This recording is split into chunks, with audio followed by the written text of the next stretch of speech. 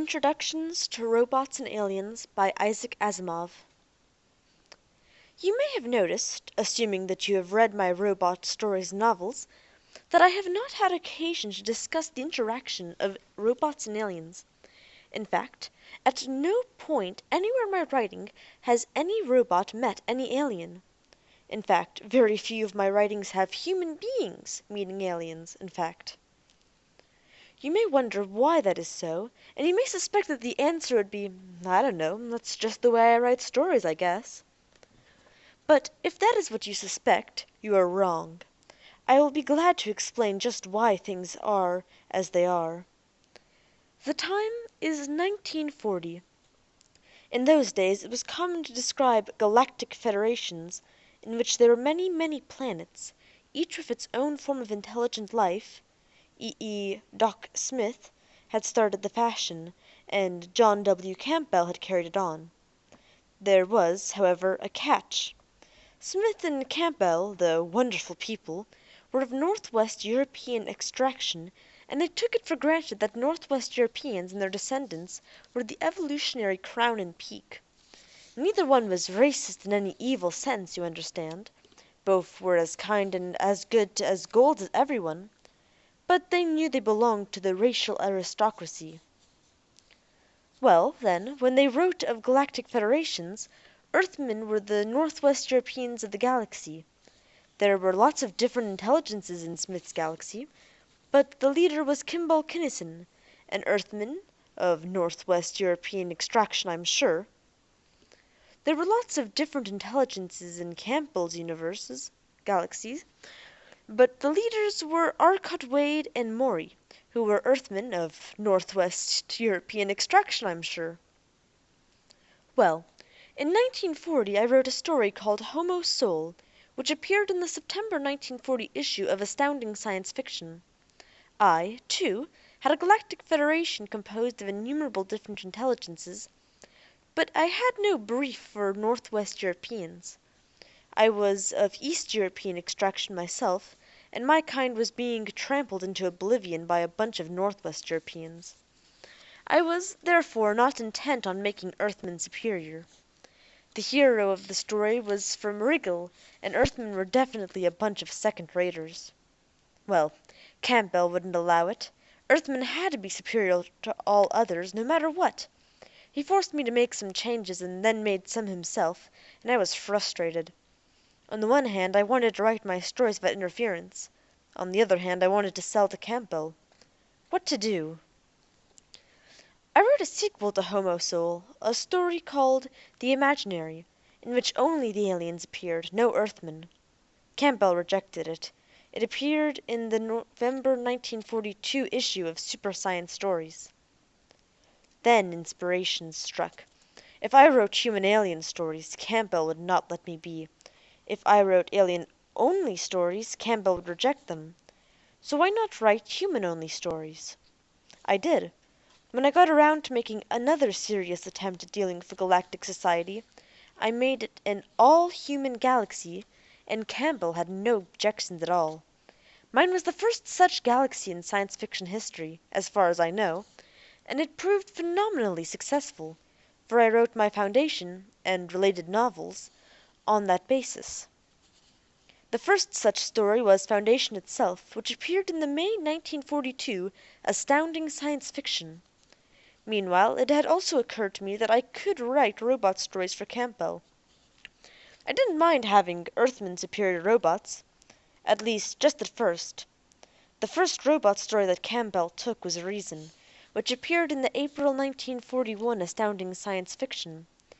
Those stories, too, proved very popular, and presuming upon their popularity, I gradually made my robots better and wiser and more decent than human beings, and Campbell continued to take them.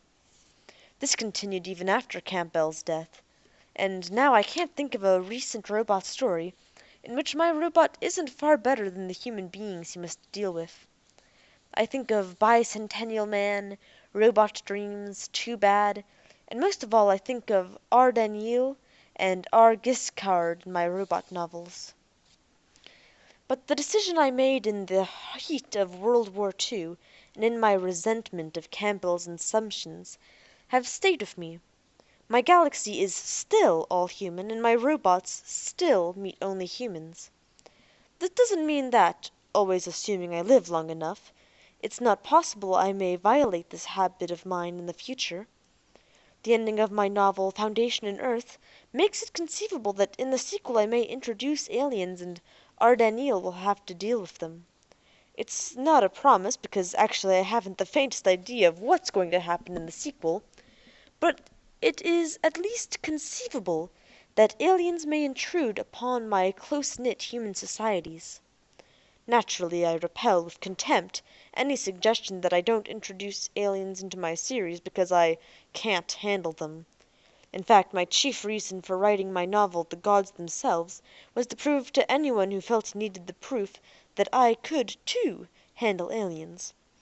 No one can doubt that I proved it, but I must admit that even in The Gods Themselves, the aliens and the human beings didn't actually meet face to face. But let's move on. Suppose that one of my robots did encounter an alien intelligence. What would happen? Problems of this sort have occurred to me now and then, but I never felt moved to make one the basis of a story.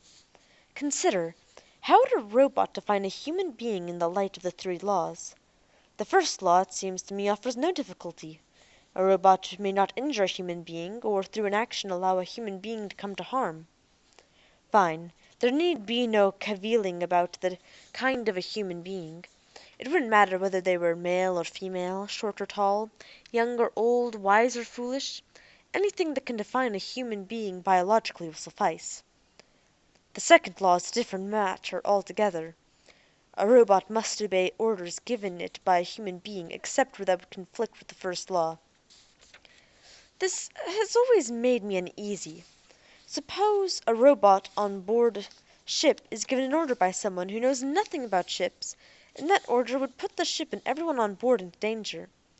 Is the robot obliged to obey? Of course not. Obedience would conflict with the first law, since human beings would be put into danger. That assumes, however, that the robot knows everything about ships, and can tell that the order is a dangerous one. Suppose, however, that the robot is not an expert on ships, but is experienced only in, let us say, automobile manufacture. He happens to be on board ship and is given an order by some landlubber, and he doesn't know whether the order is safe or not. It seems to me that he ought to respond, "Sir, since you have no knowledge as to the proper handling of ships, it would not be safe for me to obey any order you may give me involving such handling." Because of that, I have often wondered if the second law ought to read, "A robot must obey orders given it by qualified human beings." But then I would have to imagine that robots are equipped with definitions of what would make humans qualified under different situations, and with different orders. In fact, what if a landlubber robot on board ship is given orders by someone concerning whose qualifications the robot is totally ignorant? Must he answer, "Sir, I do not know whether you are a qualified human being with respect to this order. If you can satisfy me that you are qualified to give me an order of this sort, I will obey it." Then, too, what if the robot is faced by a child of 10, indisputably human as far as the first law is concerned? Must the robot obey without question the orders of such a child, or the orders of a moron, or the orders of a man lost in the quagmire of emotion and beside himself?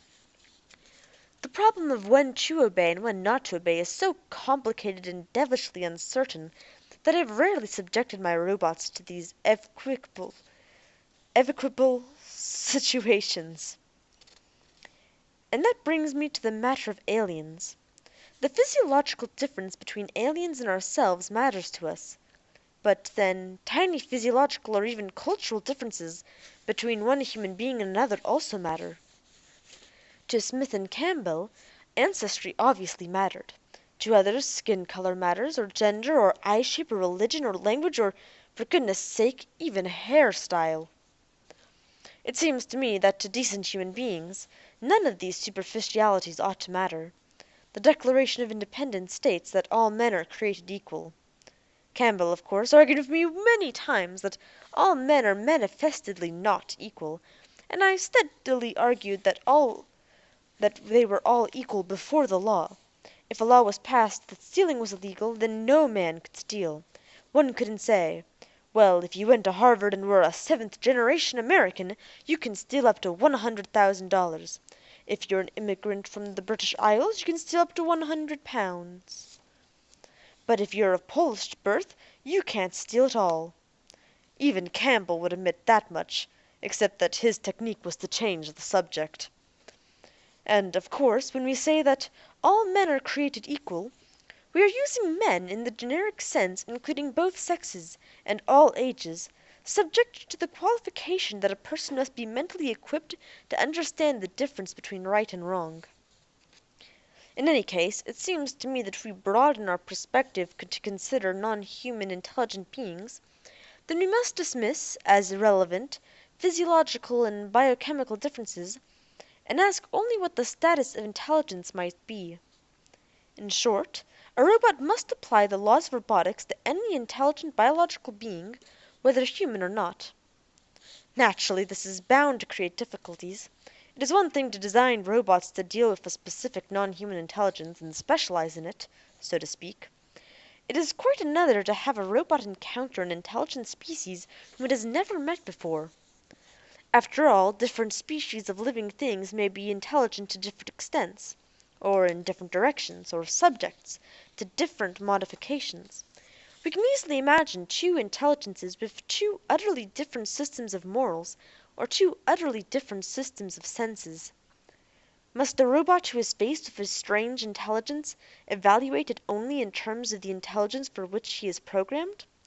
To put it in simpler terms, what if a robot, carefully trained to understand and speak French, encounters someone who can only understand and speak Farsi? Or suppose a robot must deal with individuals of two widely different species, each manifestedly intelligent. Even if he understands both sets of languages, must he be forced to decide which of the two is the more intelligent before he can decide what to do in the face of conflicting orders, or which set of moral imperatives is worthier? Some day this may be something I will have to take up in a story, but, if so, it will give me a lot of trouble. Meanwhile, the whole point of the Robot City volumes is that young writers have the opportunity to take up the problems I have so far ducked. I am delighted when they do. It gives them excellent practice, and may teach me a few things, too.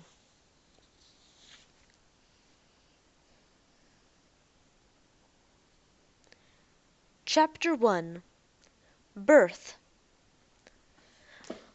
I feel uneasy about this, Dr. Nancy. Janet and Nancy glanced up with a half-smile. She brushed blonde hair back from bright hazel eyes, cupped in smile lines. "And just how does a robot feel uneasy, Basilton?" she asked with a laugh. Basilim's eyes blinked, a shutter membrane flickering momentarily over the optical circuits. Janet had deliberately built in that random quirk. She built idiosyncrasies into all her robots. Eccentricities of speech, of mannerisms. The forcible seemed to make Basilim and the rest less mechanically predictable. To her, they lent the robots individual personalities they otherwise lacked. "The term is simply an approximation, Doctor." She wiped sweat from her forehead with the back of her hand and wiped it in the leg of her pants. "Give me a hand with this, will you, my friend?" The two were in the cargo hold of a small ship. A view screen on one wall showed the mottled blue and white curve of the planet they were orbiting. Twin moons peered over the shoulder of the world, and the land mass directly below them was green with foliage. It seemed a pastoral land from this distance, no matter what the reality might actually be. Janet knew that the atmosphere of the world was within Terran norms, the earth was fertile, and that there was life, though without any signs of technology. The ship's instruments had told her that much. The world, whatever the inhabitants might call it, fit her needs. Beyond that she didn't care. Her husband of many years ago, Wendell Avery, had said during their break-up that she didn't care about anything made of simple flesh. Not him, not their son. You're afraid to love something that might love you back," he'd rage. "Which makes us exactly the same, doesn't it?" she shouted back at him. "Or can't the genius admit that he has faults? Maybe it's just because you don't like the fact that I'm the one who's considered the robot expert. That's it, isn't it, Wendell? You can't love anyone else because your own self-worship takes all the space in your heart." His remark had made her furious at the time, but time had softened the edges of her anger. Avery might be a conceited, egocentric ass, but there had been some truth in what he'd said. She'd looked in the mirror too often and seen herself backing away from contact with other people to be with her robots. Surely she'd be content here on the ship for the last 2 years, with only Baslam and a few other robots for company. Avery she missed not at all. Her son sometimes she missed terribly. Baslam and the others had become her surrogate children. "Gently," she cautioned Baslam. A spheroid of silvery gray metal, approximately 2 meters in diameter, sat on the workbench before her, its gleaming surface composed of tiny dodecahedral segments. She just finished placing the delicate platinum uranium sponge of a positronic brain into a casing within the lumpy sphere. Now Baslam draped the sticky lace of the neural connections over the brain and sealed the top half of the casing. The geometric segments molded together seamlessly. "You can put it in the probe," Janet told the robot, then added, "What's this about being uneasy?" "You have built me very well, Doctor. That is the only reason I can sense anything at all. I'm aware of a millisecond pause in my positronic delays due to a possible first-law conflicts." Baslam replied as he carefully lifted the sphere and moved it to the launching tube. "While there is no immediate danger of lockup, nor is this sufficient to cause any danger of malfunction or loss of effectiveness, it's my understanding that humans feel a similar effect when presented with an action that presents a moral conflict. Thus my use of the human term." Janet grinned, deepening the lines netting her eyes. "Long-winded, but logical enough, I suppose." Baslam blinked again. "Brevity is more desired than accuracy when speaking of human emotions?" That elicited a quick laugh. "Sometimes, Baslam, sometimes. It's a judgment call, I'm afraid. Sometimes it doesn't matter what you say so long as you just talk." "I'm not a good judge when it comes to human emotions, Doctor." "Which puts you in company with most of us, I'm afraid." Janet clapped the seals on her probe surface and patted it affectionately. LEDs glowed emerald in the launching tube's panel as she closed the access. "What does a human being do when he or she is uneasy, Dr. Nancy?" Janet shrugged, stepping back. "It depends. If you believe in something, you just go ahead with it. You trust your judgment and ignore the feeling. If you never had any doubts, you're either mad or not thinking things through." "Then you have reservations about your experiment as well, but you will still launch the probe?" "Yes," she answered. "If people were so paralyzed by doubt that they never did anything without being certain of the outcome, there'd never be children after all." As Janet watched, Baslam seemed to ponder that. The robot moved a step closer to the controls for the launching tube. Its hands twitched, another idiosyncrasy. The robot seemed to be on the verge of wanting to say more. The glimmer of thought struck her. "Baslam?" "Yes, Doctor?" "Would you care to launch this probe?" Blink, twitch. For a moment the robot didn't move. Janet thought perhaps it would not. Then the hand reached out and touched the contact. "Thank you, Doctor," Baslam said, and pressed. Serried lights flashed, there was a chuff of escaping air, and the probe was flung into the airless void beyond. Baslam turned to watch it on the view screen. Janet watched him. "You never said what your reservations were exactly, Baslam," she noted. "These new robots of your programming, so much is left for them to decide. Yes, the 3 laws are embedded in the positronic matrix, but you've given them no definition of human." "You wonder what will happen?" If one day they encounter human beings, will they recognize them? Will they respond as they're supposed to respond?" Janet shrugged. "I don't know. That's the beauty of it, Bascom. I don't know." "If you say so, Doctor, but I don't understand that concept." "They're seeds. Formless waiting seeds coated only with the laws. They don't even know they're robots. I'm curious to see what they grow up to be, my friend." Janet turned and watched the hurtling probe wink in the sunlight as it tumbled away from the ship. It dwindled as it fell into the embrace of the world's gravity and was finally lost in atmospheric layer. Janet sighed. "This one's planted," she said. She took a deep breath. "Now let's get out of here," she said. And that's it for the day. From now on, each of the parts will contain 2 chapters because the chapters in this book are extremely short. I hope you had fun and all have a good evening.